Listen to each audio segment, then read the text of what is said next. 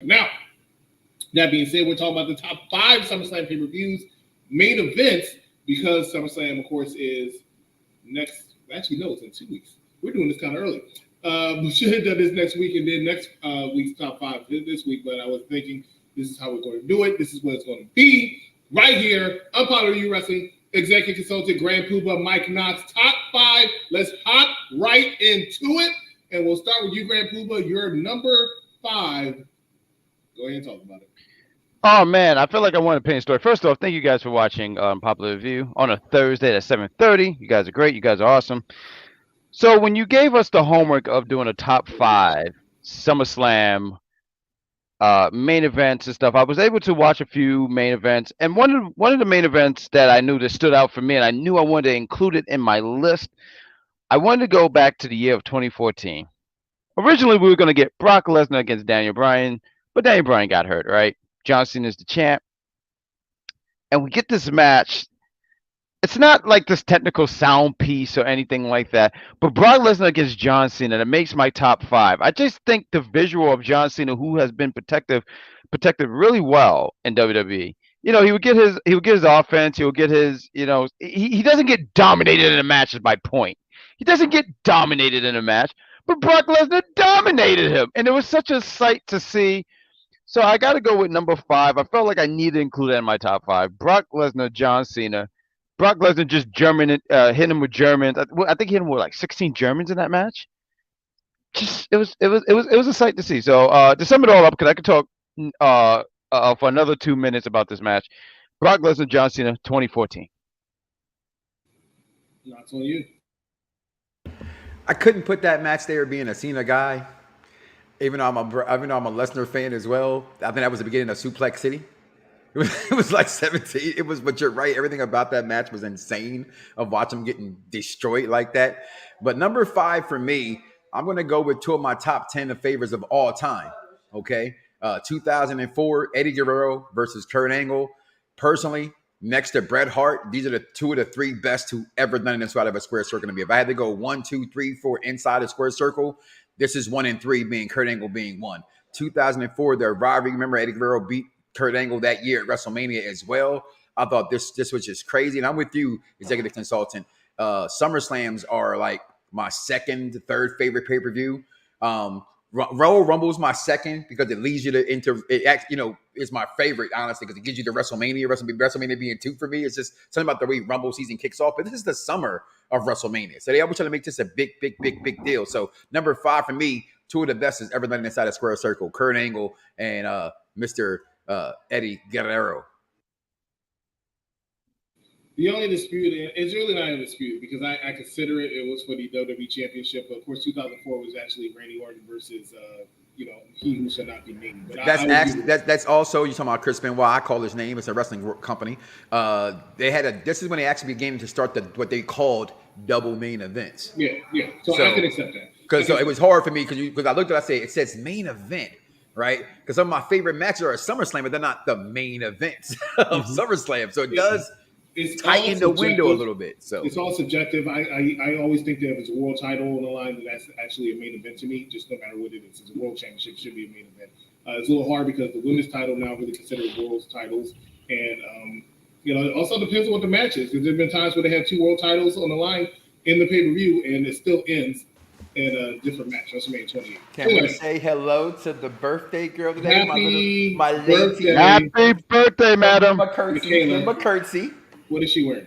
She has on her lady outfit because she's the lady of Greenwich. So I don't know what Greenwich is.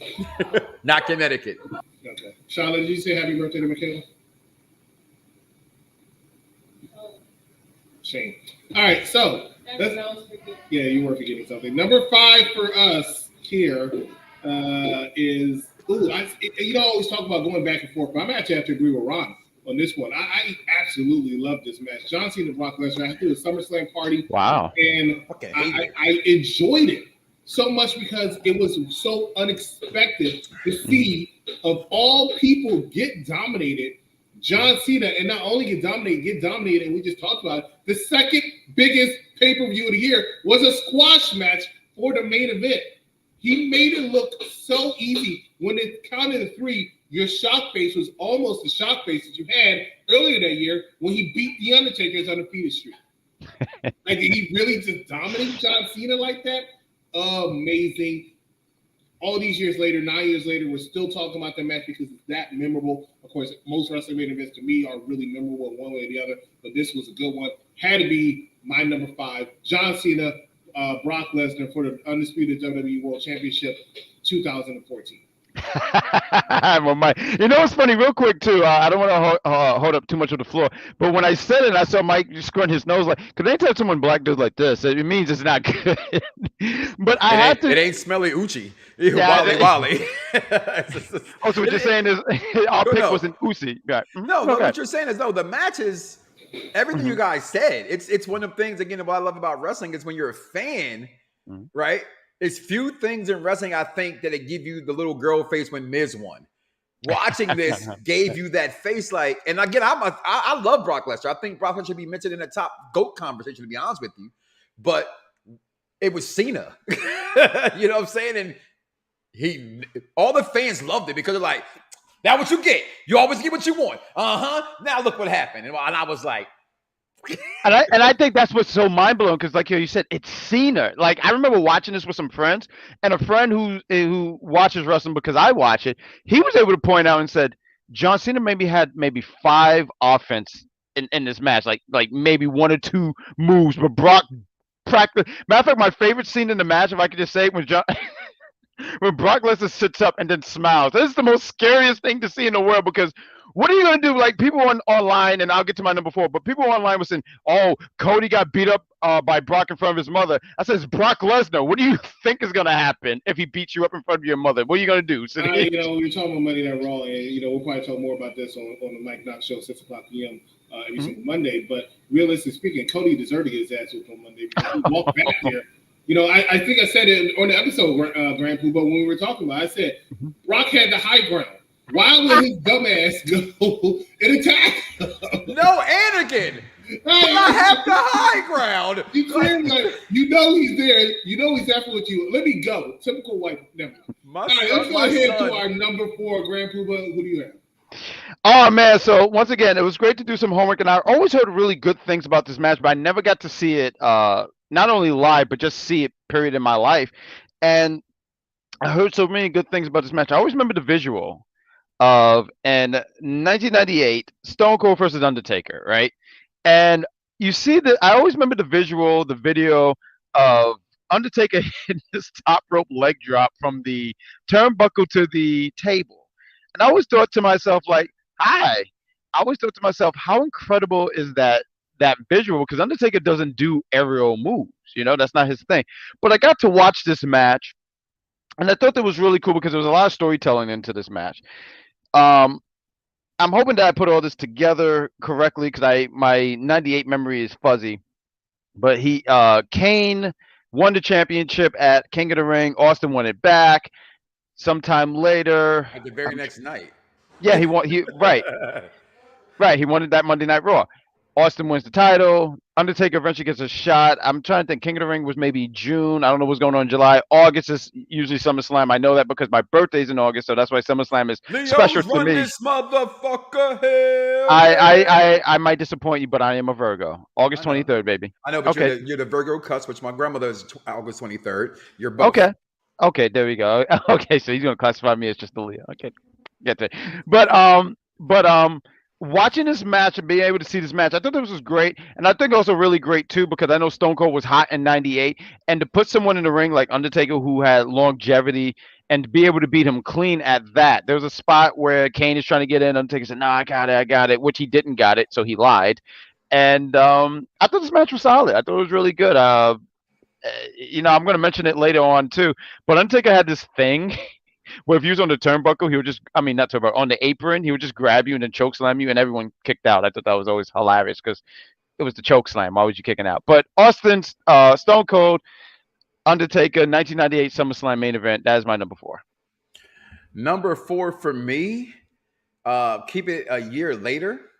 1999, Stone Cold Steve Austin versus Triple H versus Mankind in Minnesota with Jesse the Body Ventura, one of the most underrated commentators, by the way, in wrestling history, I think. Officiated this match.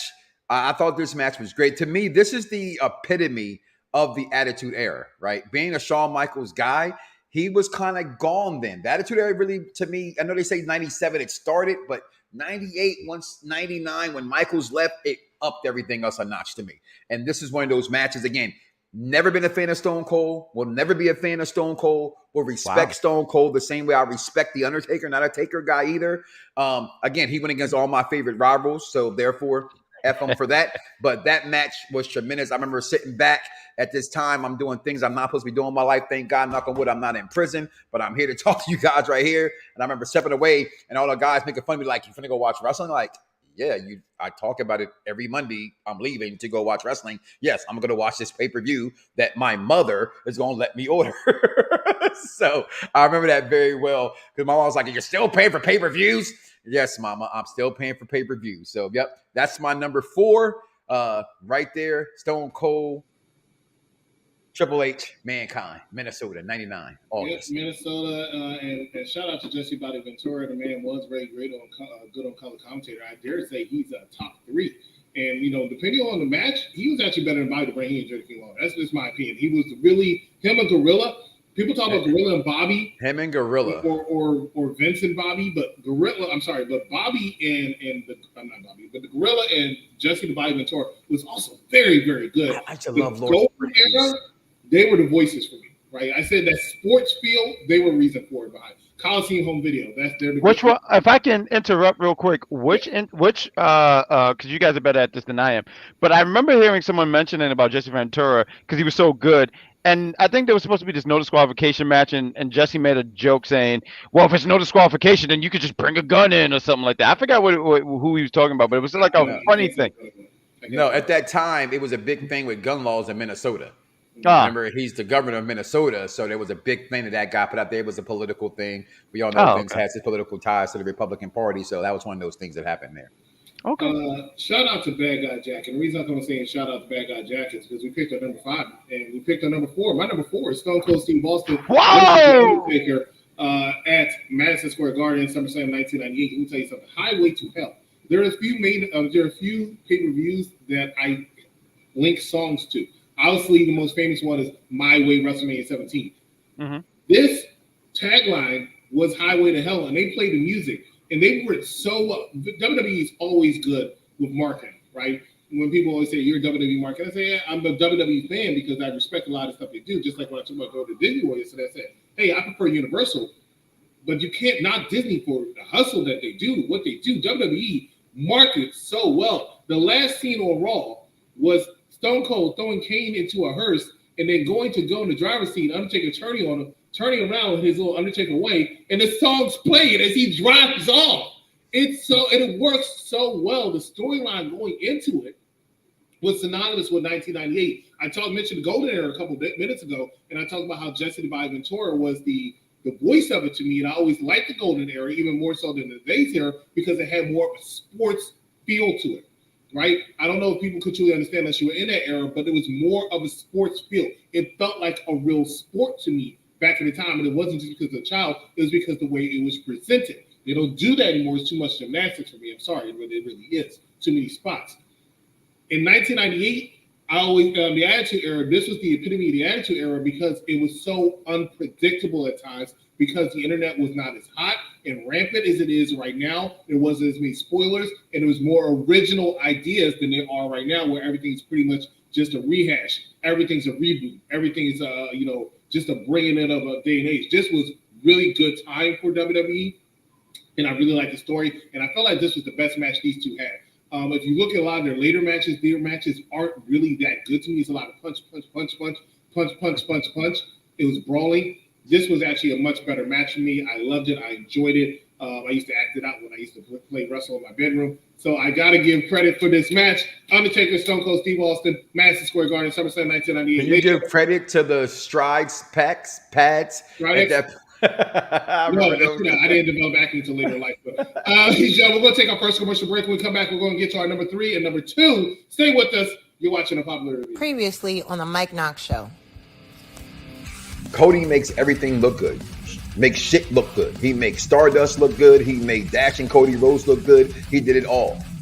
So you still didn't respect the guy until he left the company to go do something else. And then all of a sudden you're clamoring for Cody Rhodes. Tell me when I'm telling Because I'm not. But guys, what can this be?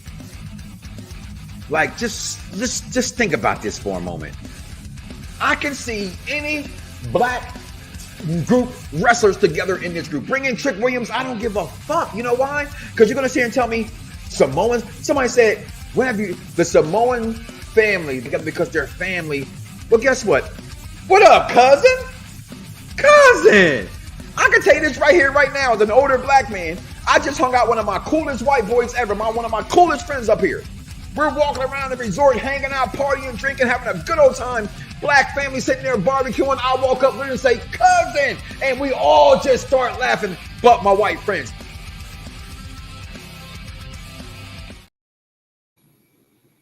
All right, ladies and gentlemen, welcome back. That is from the Mike Knox Show, joining us every single Monday, 6 o'clock p.m. for that show. The Intelligent Wrestling Fan. And what's up, cousin? We're talking about our top 5 Summerslam main events. Almost forgot for a split second. The Summerslam main events. We're at number 3. Grand Puba, we're on you. Let's go. Well, my number 3, I'm sorry, I was going to say something silly, but I'm going to get straight to the point. Also, real quick, if I can just sit here and say, great job on Mondays, Mike Knox. On tonight, you can catch us right after, because Impact is on the air right now. We are going to be on to do an Impact Wrestling review show, and should be great because they just had their Slammiversary show. It's the Aftermath, me, the executive consultant, and somebody else is supposed to be joining us, right? EC? All right. So let me jump to my number. Podcast, the real one, Daniel, whatever his name is going to be, is going to be I joining. was going to say, that's a hell of a work name. That was great. He's going to be the newest person. That's right. I remember now. Yes, he's going to be part of Unpopular Review, and I can't wait to do it. But for my number 3, doing some homework, and I didn't watch this match live, but I got a chance to watch, because I'm a big fan of ladder matches. I love the spectacle of it. I don't want to say like a mark for it, because not every ladder match has ever done it for me, but I'm just a fan of ladder matches. But I want to go with number 3, Jeff Hardy versus CM Punk, SummerSlam 2009 at the Staples Center. This match was so much fun. I felt like their rivalry, it worked for me. It just worked. You know, Jeff Hardy, he lived a certain lifestyle. CM Punk lived a certain lifestyle. And I just felt like they meshed very well. And they got to this point where, we're going to do a ladder match. And the visual and Jeff Hardy has done a lot of crazy things years prior, but him doing the Swanton Bomb off the ladder to the table, it was still kind of crazy seeing him do that. Them stretching them both out, but CM Punk is I feel like he sold it, but he no sold it, because he was like, yeah, I'm gonna go up the stretcher and climb up the ladder. And then Jeff Hardy's like, no, I'm gonna help, and then he gets kicked. I feel like the ladder match should be Jeff Hardy's specialty, right? How many ladder matches had this guy won in a ladder match? I feel like he's never won a ladder match. There we go. But seeing him get kicked, and then seeing Punk grabbing the belt, and then seeing the fans, kind of like disappointed, because they love Jeff Hardy, which I get. They love Jeff Hardy. Seeing Punk raising the belt, and then you hear the gong. Undertaker just shows up, and that sets up for his next feud. I don't know. I feel like that stuff was really great, because it kept CM Punk's. I don't know if the word is momentum, but it just kept CM Punk going. Is my point. So I gotta go with number 3, SummerSlam 2009.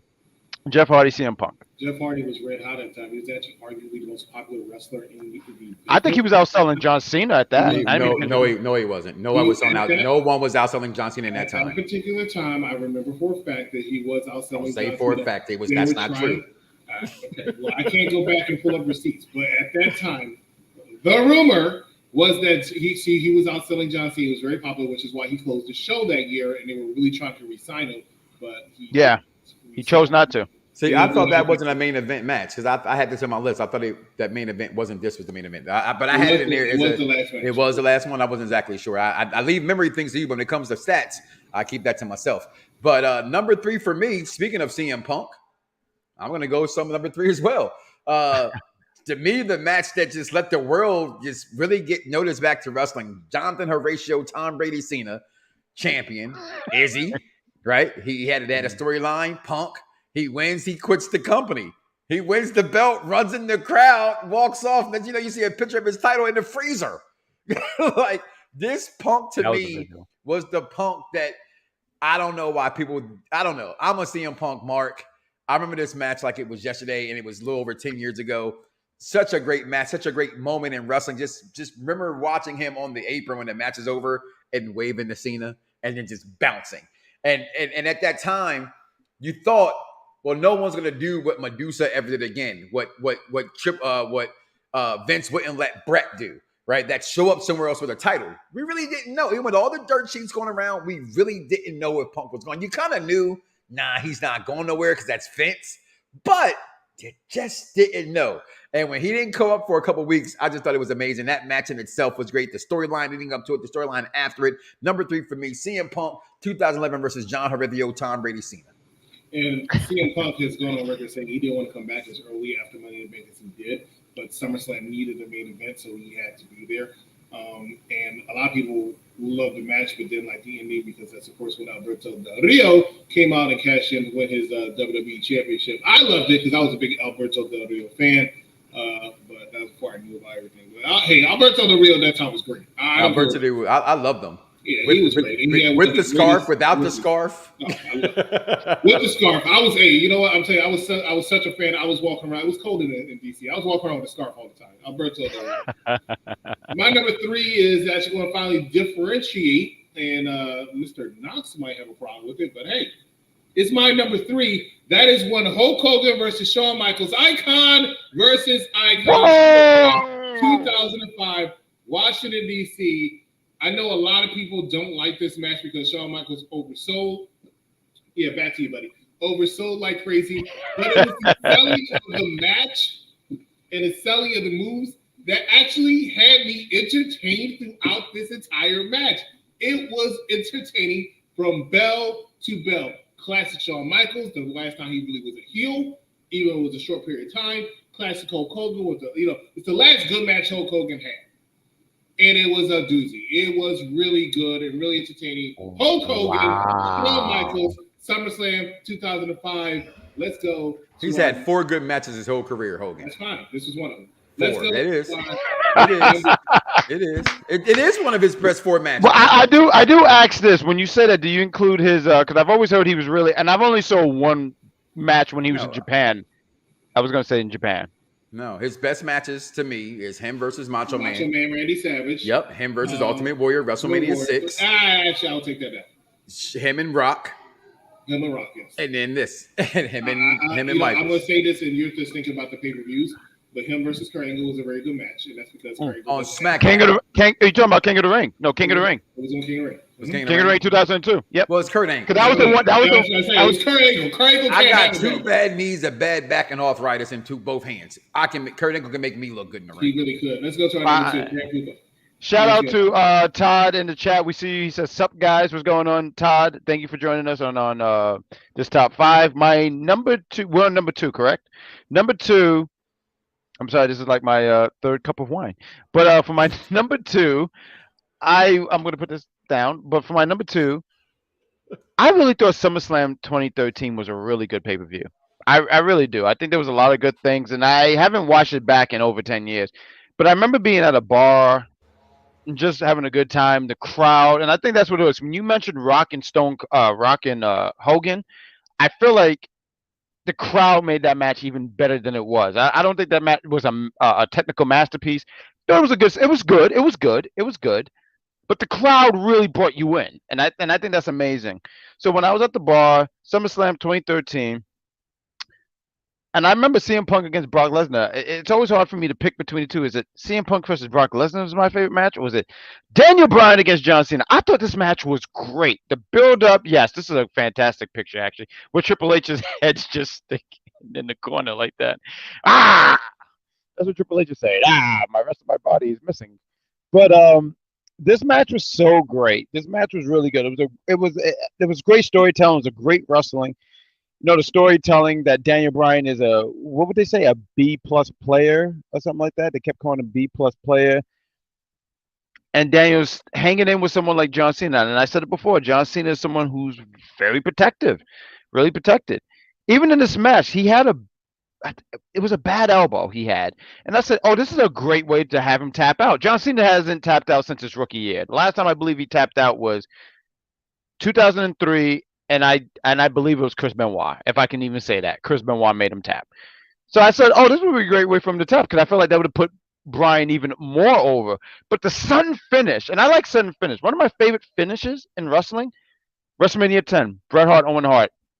And because it was so sudden. So when he hits this running knee, because no one expected it to be his finish, he hit this running knee, boom, smacks John Cena with it. 1, 2, 3. No one expected that, and everyone's like, "Oh, that's the finish! Great, Brian!" Everyone was happy, and I really thought the match was great. I don't know about the after end because of authority stuff. I don't know how I feel about it, but just talking about the match itself, I enjoyed it. It was great stuff. Made Brian look strong beating John Cena. And shout out to John Cena for putting on. And also, too, I just want to throw this in. I think it's so important to throw out. Brian also pointed out in this thing, he said weeks earlier, he said, in wrestling, if you slap someone, it means respect. And he said, I want to slap you, but I have no respect for you. But in the match, when he does it, I felt like that was a great callback, and I just wanted to throw that out there. So for my number 2, Daniel Bryan, John Cena at the Staples Center at SummerSlam 2013. It was a great match, and my only problem with that match is the fact that because the storyline I thought was really good, but the knee I wasn't a fan of, right? Because it was a little too sudden, so it felt a little anticlimactic for a finish, right? Even though I was happy Daniel Bryan won.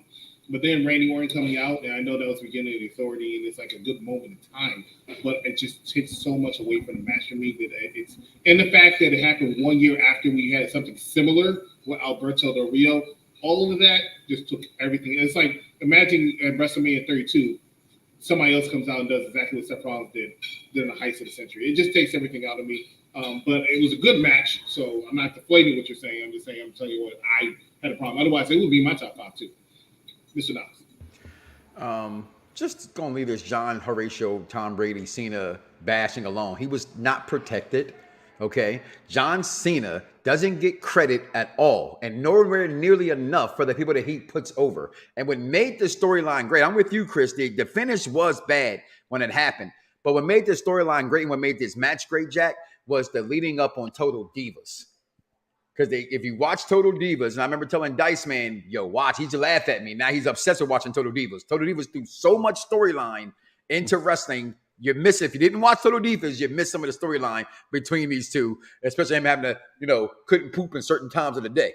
Okay. So my number 2. Yeah, that's what Miz used to make fun of later. Yeah. There was a lot of rules John Cena had. And shout out to you for mentioning that, because I forgot to mention that. That's another reason why I said I like the storyline going into it. And some people hated it because they were like, it's just because they're dating sisters. Total Divas, yeah, it was all because of that. But no, it was actually funny because they're two contrasting people, even in real life. Like Daniel Bryan, he cracks my top 15 for favorites of all time, is a real earthy guy, and Cena's a corporate guy. So they meshed very well together. But just to smooth things along, number 2 for me, if we're going to say, and people are going to say that Shawn Michaels is Mr. WrestleMania, well, damn it, Bret Hart is Mr. SummerSlam.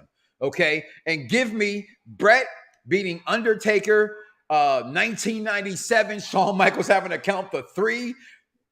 Insane. This match is just off the charts to me. I'm not even a Taker guy, but again, Bret Hart can make anybody look good in a squared circle. And also my number 2, because damn it, they're my 1A and my 1. Shawn Michaels versus Triple H, 2002. I thought, no way he's coming back ever to wrestle fully in this unsanctioned match. This is a one-off. This is a one-off. This is a one-off. Damn it, it was a 10-year off. And this is where the argument began. Was the second half of his career better than the first half of Shawn Michaels' career? So number 2, Bret versus Undertaker, with Shawn Michaels having to count the 1, 2, and the 3 in 97. And in 2002, the return of the Heartbreak Kid. No, you got Shawn Michaels. What a match. What a match. My number 2s on my list. What you got? Thank you. The argument you made that the unsanctioned match was not a main event, but we'll leave that alone right now. I love that match, so I'm never going to disrespect it. My number 2 for me is So this little spacely cog in the sprocket, if you can. okay. It wasn't a match at all. It was an unsanctioned match. So But it's here a main go. event match. It was So my your main logic, event. even that logic doesn't work. But I love the match so much because I think last year we did top 5 SummerSlam matches, and it was in We there. did. We It was did. in Yeah. there because I love that match so much. Shout out to Punk versus Lesnar too because I love that match. It was Michelle, so I want to give respect because I think that's a very, very underrated match. That match is great. My number 2 match I was there for. You knew it was coming. I gotta have a match I was there for. I see where this is going. Go ahead. After the pandemic, they let people in. The first pay-per-view was Money in the Bank, right? Everybody was pumped and excited. Who comes out surprising? Not a little surprising. Some people didn't know he was coming. People knew he was showing up, but they didn't know when. John Cena leading up to this main event match at SummerSlam 2021 in Las Vegas. Guess who was there? Your boy, John Cena versus Roman Reigns. Really, the start of this. This is the pay-per-view where he started doing this the most. And this was the pay-per-view. People talk about how he can't win without any help. This was to solidify him as dominant. He didn't do Brock Lesnar work, but he was damn near close. He really dominated John Cena's match. John Cena said, "You're gonna beat me up. I just need to get to 1, 2, 3." He didn't get it. Got speared. 1, 2, 3. This match, if you watch it with these two athletes, you'll see slow match. Wasn't a lot of stuff. It was a lot of rest holds. John Cena's transitioning. You could tell John Cena transitioned fully. But these two know how to work a crowd. John Cena is one of the best that ever did it to work a crowd. Roman, in my argument, is in the top 3 of ever working a crowd. And this was when you really saw it. Because before he was good, it was during the pandemic. He didn't have a crowd. Now he's working a crowd the entire time.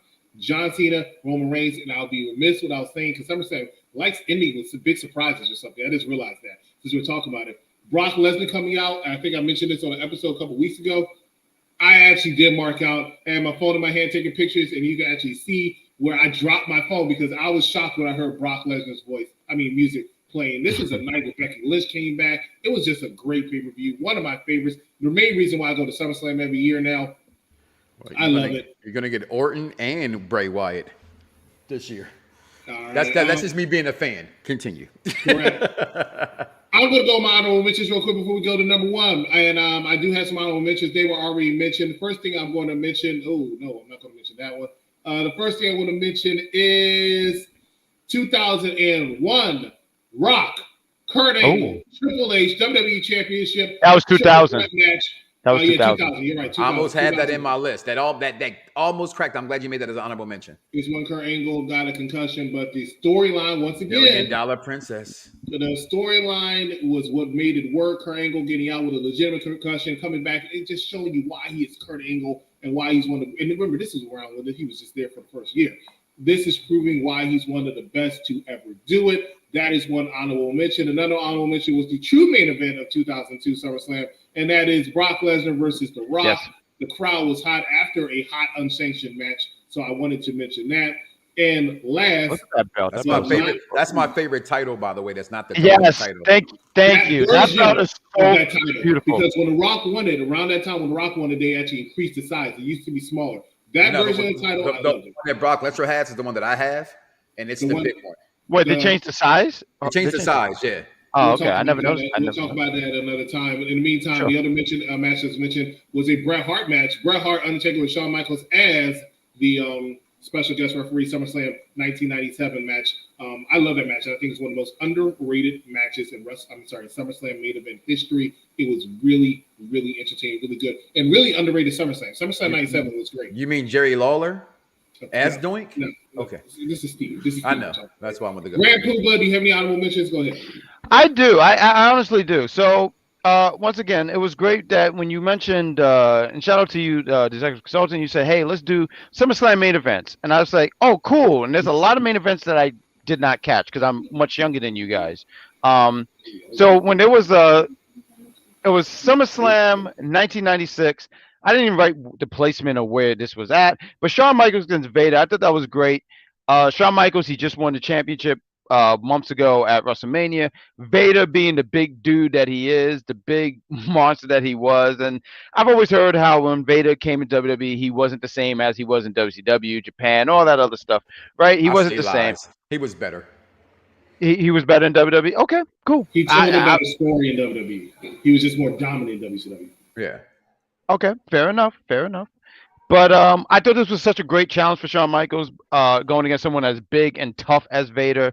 There was so many different screwy finishes in this match where you talk about what was that? It was a count out, DQ, and then eventually Shawn won because yeah.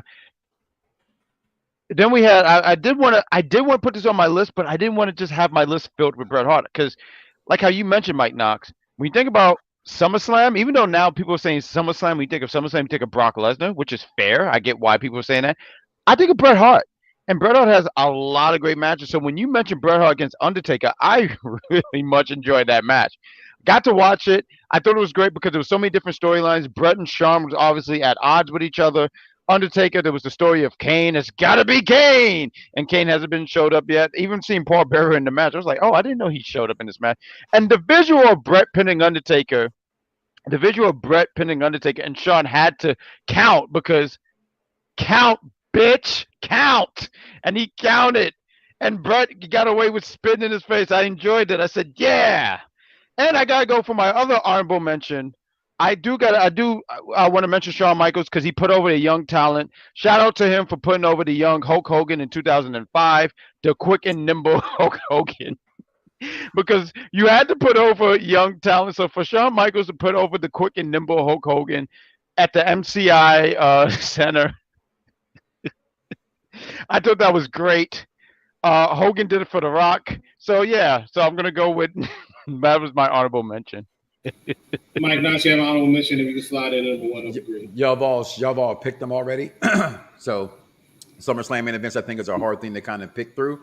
So just real fast, you should get a recap. My number 5, Eddie Guerrero versus Kurt Angle, 2004. My number 4, rather, I'm sorry, Stone Cold, Triple H, Mankind. My number 3, CM Punk versus John Cena, 2011. My number 2, 1 is Undertaker and Bret Hart. Y'all having as honorable mentions. My sneak-in pick. So technically, you said it wasn't a main event, but it's not a match at all. So therefore, was my main event: Shawn Michaels versus Triple H. And then my number 1, I think, arguably, I don't know where you want to put it at. It's got to be one of the best wrestling matches I've ever seen in my entire life to this day. I will go WrestleMania 3. Steamboat versus Macho Man is, to me, the greatest technical wrestling match I've ever seen in my life. This has to be somewhere behind it closely. Bulldog, I never, ever thought could wrestle this way, can wrestle this good. He was known as a power guy. I'm a British Bulldog's mark. Even then, Dynamite Kid was the guy who put in most of the big work, and he did the powerlifting in those matches. When you saw this match with Bulldog, I said, damn. And Wembley Stadium, in front of all those people, these guys put on, to me, to this day, the greatest main event of all time in SummerSlam history. Right here, my number 1, Bret Hart, British Bulldog, Wembley Stadium, 1992. I'm a sophomore in high school. Say no more. Grant Hoover, go ahead.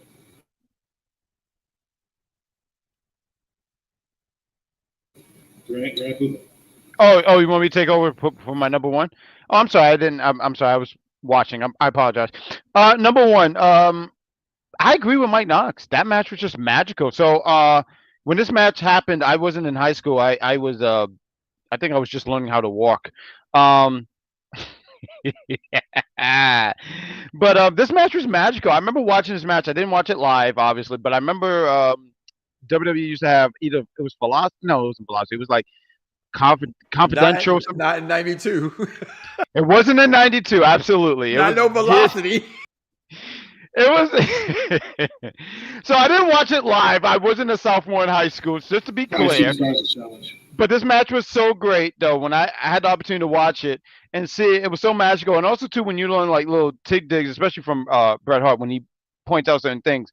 Bulldog was in another state and was able to still handle himself in the match. Bret was able to, because Bret was a ring general. Like, I'm gonna always give Bret his flowers because he deserved it. He was just really that damn good in the ring, and no one could tell me otherwise. And I don't want to say he directed Bulldog, but I feel like he helped Bulldog get to a certain place in that match, and Bulldog did the thing, and even the finish. I do like the finish where Bret goes for a sunset flip. Bulldog's able to counter it. like I said, I like sudden finishes. Like, it doesn't have to always be so decisive for me. Sometimes wrestling can just be oh shoot, I didn't expect that. So I did like that, and I mean, eventually maybe this match will be topped, but I had to go with Bret Hart, Bulldog, Wembley Stadium, 1992, number one. Greatest SummerSlam match of all time. So I'm going to go ahead and do my normal Bret Hart hate, and then I'm going to give him a compliment, right? I'm not a Bret Hart fan, and I really feel like this match is one of the most overrated matches I've ever seen. Outside of Bret Hart versus Shawn Michaels. I'm just going to say that. I just don't understand what people like about this match. It's not that good. It's actually really, really good. And SummerSlam 92, even though people remember it because it was in Wembley, it was in England and all that other stuff, is actually considered one of the lowest ranking SummerSlams. But anyway, that being said, put aside, Bret Hart does have one of my favorite matches, was the Son of Mr. Perfect, which I believe was number 2 of my top 5 SummerSlam matches anyway. I love that match. Always love that match. My number 1 is Undertaker Edge 2008 SummerSlam Hell in a Cell match.